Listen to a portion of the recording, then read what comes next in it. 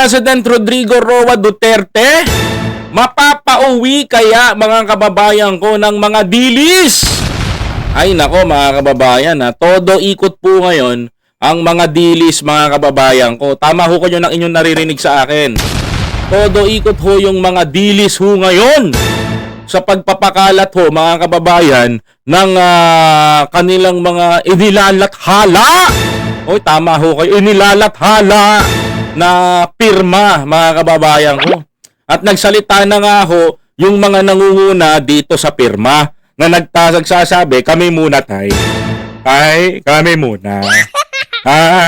Kwento nyo sa pagong. Ano ba pagkakaalam ng mga taong ito? Doon kayo magtatake. Sa totoo lang, doon kayo mapapaisip, doon kayo mapapatanong. Ano nga ba yung pinaghuhugutan nila? May basis ba itong tay, kami muna? May basis ba ito? Kaya bang palayain si Duterte nito? Pag-uusapan natin yan, mga kababayan ko. Ito ang mga mainit na balita, mga kababayan ko. Pag-usapan na natin itong tay, kami muna. Ito siya, panoorin natin. Nililibot ng mga taga-suporta ni FPRRD ang buong Pilipinas para manghagilap ng pirma. Yan daw ay para isumiti sa Korte Suprema at ipanawagan ang pagpapauwi sa dating Pangulo. Narito ang Agenda Weekend Report ni Ryan Riloban ng Abante. Ano daw? Maagang nagtipon-tipon ang mga taga-suporta ni dating Pangulong Rodrigo Duterte sa ilang bahagi ng lungsod ng Maynila kanina. Ay, mga kababayan. Ito pala yun, mga kababayan. Ito yung babae na ito yung vlogger na babae na nangaaway kay Takeru Miyamoto. Nagpapapirma, mga kababayan ko, matindi. Mga kababayan ko, ito po sila mga kababayan. Ayan. Ito po pala yung nagkakalat ng pirma. Ito po pala yung campaign signature nila na tay, kami muna. Ito bang ginagawa nila na to mga kababayan ko? Sa madalit salita, para wala na humabudol itong mga Duterte. Wala na hong pumirma-pirma pa doon, mga kababayan ko. Tatanungin ko po kayo, hello po Ma'am PB. Maraming salamat po from Switzerland. Tatanungin ko ho kayo, ito hubang pirma na to, mga kababayan, ay makakatulong ba ito kay dating Pangulong Duterte na makalabas ho ba sa Netherlands? Ayan ho ang pinakamagandang tanong doon, mga kababayan ko. Ito ba, makakatulong ba to? Makakalabas pa si Digong? Kung kapag pumirma ho ba ang mga Pilipino sa ginagawa nila? Sinong nagpopondo dito at tila ho ba budgeted, mga kababayan ko, ang kanilang ginagawa? Abay, malalaman ho natin yan, mga kababayan. No, mga kapatid, hello po, Tita Ami Kimbel and Kabsat Makoy. Sabi ni Kabsat Makoy, utang na loob. Utang na loob daw nila, Boss Koy. Sa tatay nilang ulo po. Ang hard mo, Kabsat Makoy, Sabi ni Kamsat Makoy, naulupong na buong Pilipinas, dito naman kayo sa Maynila, Ilocano region kayo pumunta. Ewan ko lang kung may pumirma. Mga kababayan, yun na nga Yun na nga ho, mga kababayan. No? Paalala lang ho sa mga makakapanood ho nitong video na to, mga kababayan ko. Maaari nyo pong i-hit yung notification bell ulit para ho ma-notify ho kayo sa mga susunod ho nating mga videos. Sapagkat, mga kababayan, nag-reset po si YouTube ng panibagong format ng algorithm, kaya po hindi po kayo nano-notify. Okay? Yung iba po kasi nagme-message po sa akin. Yung mga hindi po nakakatanggap na notification na naka-livestream po tayo, maaari nyo pong i-notify, mga kababayan ko.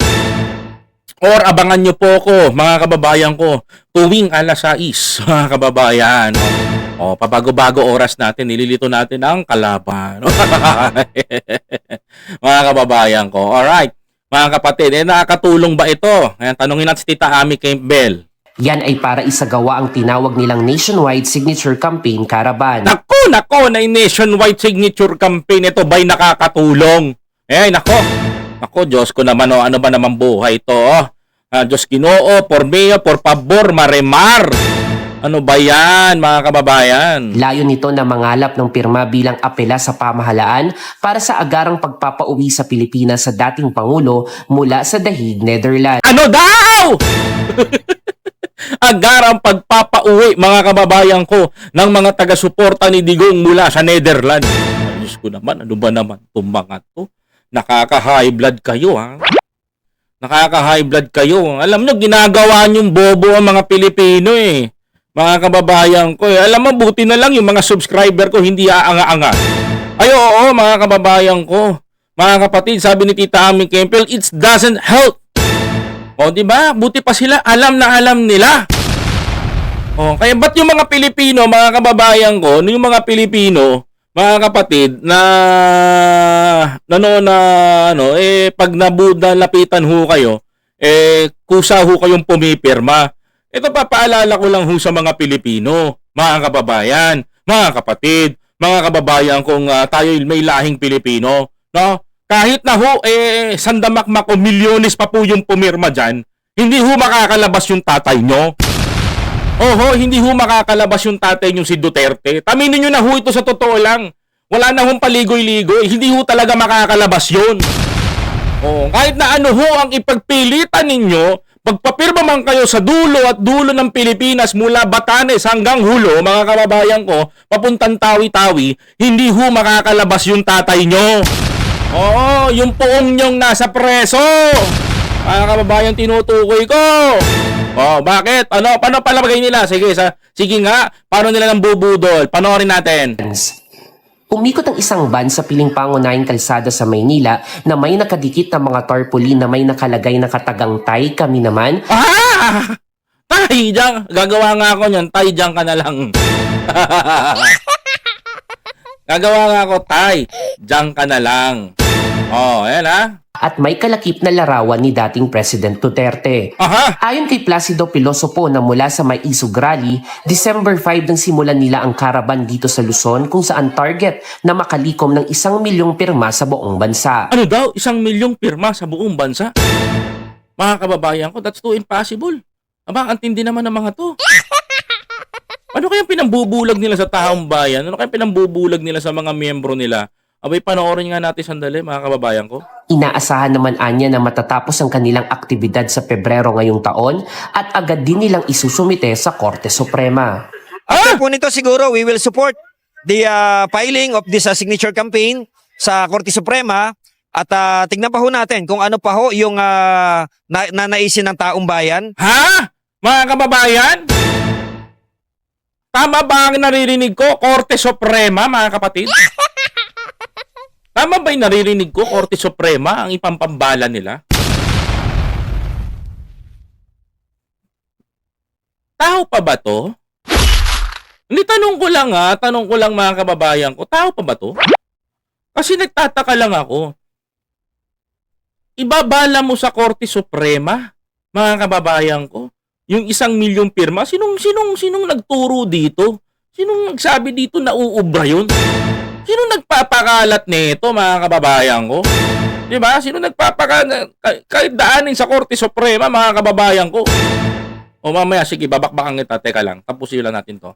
Para po kalampagin ang gobyerno sa pamamagitan ng Suprema na bahagi po ng ating bayan, para po kalampagin ng ating gobyerno, para po dinggin at bigyan na po ng resolution ang 4 na pending na GR numbers po.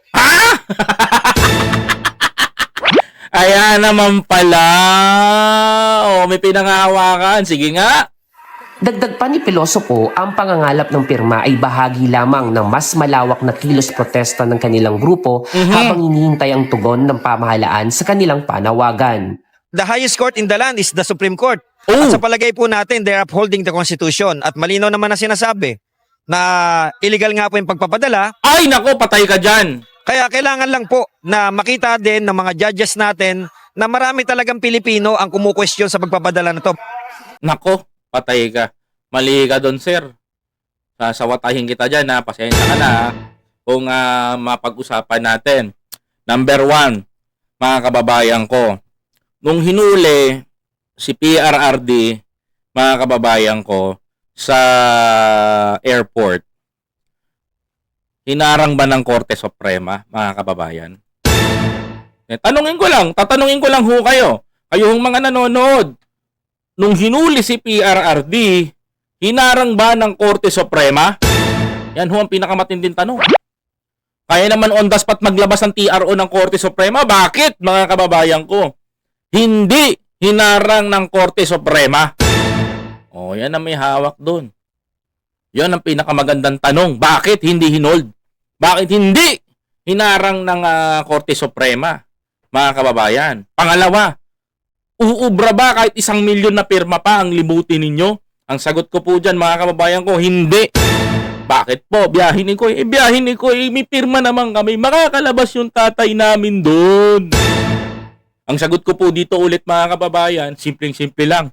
Kahit na mag 1 milyong pirma, 3 milyon, 5 milyong pirma po, mga kababayan ko, ang gawin ninyong pagpapapirma, hindi po mangyayari na palabasin si Duterte doon. O, mga kababayan ko. Pangatlo, mga kababayan ko, tibagin ulit natin yung sinasabi niya, mga kababayan. Simpleng-simple na naman. Mga kababayan ko, o, ito na naman, pag-uusapan natin, simple lang. Illegal ba ang pagpapadala kay Duterte sa Netherlands? Ang sagot po, mga kababayan ko, hindi. Kasi kung illegal po ang pagpapadala kay former President Duterte, saksak nyo sa kukote nyo to, mga nag-a-attend dyan sa, sa pirma-pirma na yan. Saksak nyo sa kukote nyo to, pag napanood nyo ako, ganito gawin nyo.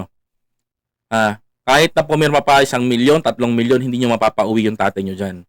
At higit sa lahat, mga kababayan ko, kung illegal ang nasa utak ninyo na sinasabi nyo na pagpapahuli kay Digong, nagkakamali kayo doon, mga kababayan ko. Because that is legal, mga kababayan ko. Legal ang paghuli kay Digong because may warrant po siya under by the ICC at meron siyang Interpol. Di ba, mga kababayan? Sabi nga ni Bato, fuck shit, Interpol! Di ba? Nagaganon tayo si Bato eh. Una-una, legit yung paghuli kay Duterte. Wala hon nilabag na masama ang ating kapulisan sa pagdakip ho sa kanya. Pangalawa, mga kababayan ko, pakisabi ho dito sa tao na to na nasaksakan ng kung anong-anong ideology, mga kababayan ko, legit po ang pagdampot kay Digong. Ngayon, kung meron man tao, mga kababayan ko, na makakapagpalabas kay former President Duterte, ang katukin nyo po, ang alukin nyo ho ng pirma si Kapman. Kasi si Kapman ho yung abogado. Wala hong magagawa yung pirma ninyo dyan. Kasi kahit magtututulog ho kayo, tumihayaman ho kayo dyan, umaga, tanghali, gabi, maglibot man ho kayo sa Batanes at sa dulon-dulo ng Pilipinas sa Tawi-Tawi, hindi ho mangyayari, mga kababayan ko, na mapalabas ho ninyo. Yung paniniwala nyo ho, in the highest, sabi niya, the highest court in the Philippines is the Supreme Court, mga kababayan ko, sa Pilipinas yon. Kung andito si Digong. Pero si Digong, mga kababayan ko, alam nyo po kung nasan, mga kababayan, mga kapatid, nandun ho sa Netherlands. Doon ho kayo magpakalat ng pirma. O sa makatuwid, mga kababayan ko, meron ho kong conclusion dito. Hindi naman mawawala sa atin yon, mga kababayan. Alam nyo ho ano tawag ho dito, mga kababayan. Tapatin ko na ho kayo. Alam nyo ho kung ano ho ang tawag sa ginagawa ng mga to, mga kababayan ko. Mga kapatid, diretsahan ho tayo ha. Wag ho kayo masasaktan sa mga taga-Maisog kasi kayo ho ay nagagamit. Nagagamit. Oho, nagagamit ho kayo. Bakit po kung sinasabi nagagamit ko kayo? Nagagamit ho kayo dyan. That is early campaigning. Wag na ho tayong magtago. Ginagawa nyo ho yan, pag-iingay, pagpapapansin because premature campaigning na po ang ginagawa nyo. Ganyan din ho ang ginagawa ng mga Duterte noon sa pangangampanya kay Digong. Bakit ko nalaman? Yung strategy ganyan, ginawa na ho namin noon nung ako ho ay naniniwala kay Duterte.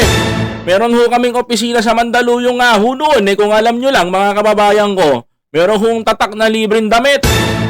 Yan ho yung mga nangyari ho noon, mga kababayan. Alam naman natin, premature campaigning yan. Nangangampanya na kayo kagad. Kasi, aminin nyo man sa hindi, bulahin mo naman ang Pilipino, hindi na makakalabas si Duterte, mga kababayan ko. kung maipapanalo ni Kapman yung kaso sa Netherlands. Oh. Kahit nasabi ko nga sa inyo ang ginagawa ho ninyo, papipirmahin nyo ho yung tao, kukunin nyo ho yung number, o may listahan na ho kayo ng 1 milyon na number. Diba mga kababayan ko? Gagamitan nyo ng text blast gayon yan para pagdating ng eleksyon, mga kababayan ko, legal ang inyong ginagawang pagkuha ng data privacy. O, kala ninyo, hindi ko malalaman yung diskarte nyo, ha? O, kala nyo, ano, ha? Huwag nyo kami niloloko. O, ha? O, ngayon, para malaman ho ng lahat, mga kababayan ko, pag pirma mo ho dyan, labas ho sa inyo, lalagay mo yung pangalan mo, lalagay mo yung cellphone number mo, tapos pipirmahan mo, mga kababayan ko. O, ganoon ang gagawin nila dyan. Wala hong purpose, wala hong katotohanan, o wala hong pagbabasihan, yung pirma na yan, sapagkat mga kababayan ko, klaro at malinaw ho sa akin, na early campaigning po ito, at pangungulekta, mga kababayan ko, ng cellphone number. Kasi naghahanda na nga ho sila sa 2021, mga kababayan, sa 2028, mga kababayan ko, para sa isang kampanya kung saan ang patatakbuhin ho nilang presidente ay si Tambalustay. O, partida ha. O, ako lang to. Ako lang to, mga kababayan. Masyado kayong di ba? O, para malaman ng mga kababayan natin. Kasi mahirap ho mga kababayan ko na hindi nyo ho alam yon. Dapat ho alam ho ng sambayan ng Pilipino. Para alam nyo na. Kaya yung sinasabi ho nila, maliwanag po para sa akin, this is a pangbablap ho ito. Okay? Pambablap ho ito at pangloloko sa sambayan ng Pilipino. Wala hong magagawa yung pirma nyo kahit paabutin nyo sa Korte Suprema sapagkat kahit ang Korte Suprema ay walang magagawa upang palayain si Pangulong Duterte. At higit sa lahat mga kababayan, hindi ho ipupush ng gobyerno natin na makauwi pa si Duterte. Tapusin niya yung kaso doon kasi pinananagot siya ng batas, di ba? Ano kaya natin? Pilipino ang kumukwestiyon sa pagpapadala na to. Sa January 31 ay magkakasari ng mga Duterte supporter ng motorcade caravan sa EDSA ng alas 2 ng hapon. March 11 nang arestuhin ang dating Pangulo at dalhin sa dahig Netherlands dahil sa crimes against humanity charges sa madugong kampanya kontra droga. Kahit ang bilyonaryo, aminado, madugong labanan kontra droga. Di ba? Kamakailan lang nagsumiti na ang prosecution sa ICC ng 1,300 pieces of evidence laban sa kampo ni dating Pangulong Duterte. Diyan pa lang mga kababayan ko, hindi alam nyo na hindi makakalabas Hindi nabigyan ng interim release mga kababayan ko. Bakit? Delikado, maimpluwensya itong si Digong mga kababayan. Magtatago lang yan, papahirapan lang niya ng ICC mga kababayan sa paghuli. Di ba? Kabilang daw dito ang mga dokumentong maaaring mag-incriminate sa kanya kaugnay sa drug war killings. Sa ngayon, wala pang kumpirmadong schedule ng confirmation of charges hearing ng dating Pangulo habang nananatili ito sa kustodiya ng ICC. Para sa Agenda Weekend, Ryan Reloban, Abante! Maraming salamat kay Ryan Reloban ng Abante. Eto, maliwanag ha, usapan natin. Klaro yan. So sa mga tao ho na pumipirma ho dyan, asahan nyo na ho mga kababayan ko, makakatanggap po kayo ng mga text brigade. Kasi ho, kaya ho sila nangunguha ng number, nangunguha ho sila ng mga cellphone number para ho mga kababayan ko, pagdating ng halalan, may pamblas ho sila, saan ho kayo nagbigay ng number sa kanila lang, naka-encode po yun mga kababayan ko at gagamitin po nila yung for text blasting. Di ba mga kababayan ko, dahil wala kayong kawala, kahit magtanong ho kayo, meron hong data privacy act, wala ho kayo magagawa kasi pumirma ho kayo. Palusot ho lang nila mga kababayan ko yung sinasabi palusot lang ho nila yon mga kababayan ko yung sinasabi ho nila na kayo daw ho ay kayo ho ay pumirma dahil sa pagpapauwi kay Digong. Wala hong ganon mga kababayan ko, wala hong uuwi. Ginagawa ho nila yan, early campaigning, sa pagkuha rin ho ng 1 milyon na data o datos para sa inyo.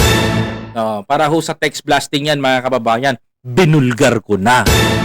Para alam ninyo, ha? Nakakagigil kayo . At sarap tilisin ito mga DDS na to eh.